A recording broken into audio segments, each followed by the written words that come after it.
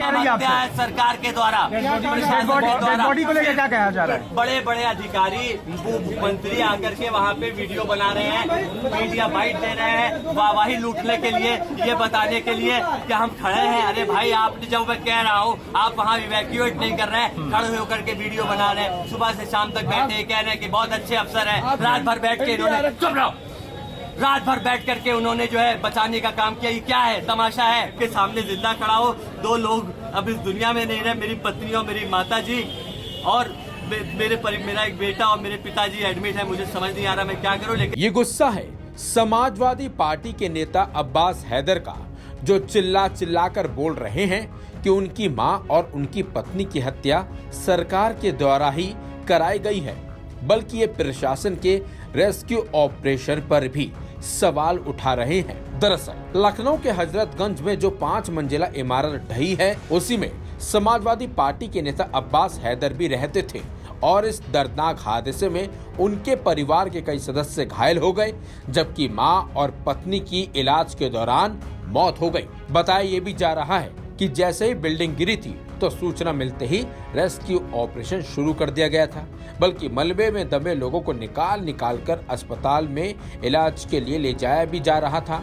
यहाँ तक कि जान जोखिम में डालकर रेस्क्यू टीम मलबे में दबे लोगों को निकालने में जुटी हुई थी, बल्कि मंत्री भी मौके पर पहुंचकर स्थिति का जायजा ले रहे थे।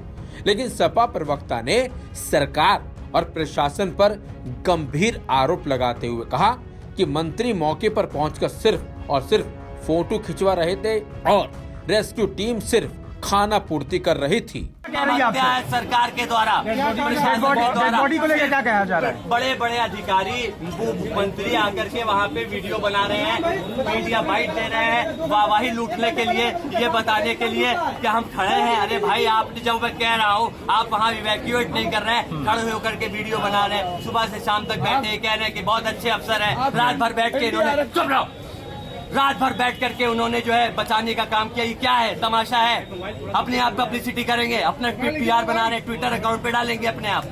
सारी NDRF, SDRF ट्विटर अकाउंट के लिए वीडियो फोटो खींच रहे हैं। वो कह रहा है लोगों की जान के साथ खिलवाड़ हो रहा है।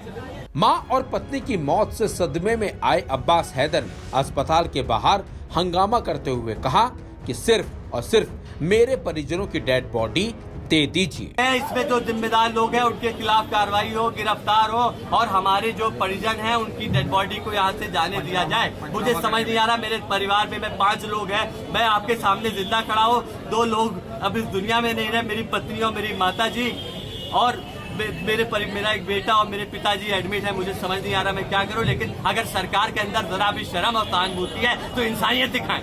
वहीं सपा नेता ने कहा कि हादसे के बाद जो लोग अपनी पब्लिसिटी के लिए फोटोबाजी कर रहे हैं, ये वही लोग हैं जिनकी मिली भगत से ये बिल्डिंग बनी है। समस्या पैदा कर रहा है। बात हो गई कि हम कंसेंट दे रहे हैं, पंचनामा करके बॉडी जाने दी। अब तो तमाशा किया जा रहा है, फौरन रिलीज की जाए बॉडी, फौरन रिलीज किया, इसको बिल्कुल ना रोका जाए।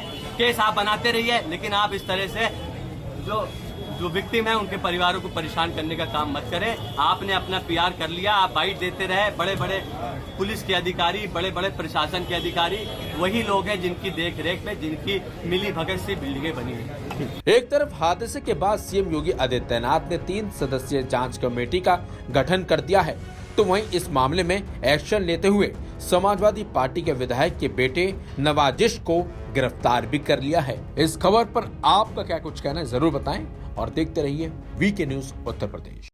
VK न्यूज उत्तर प्रदेश, उत्तराखंड, सच का सारथी।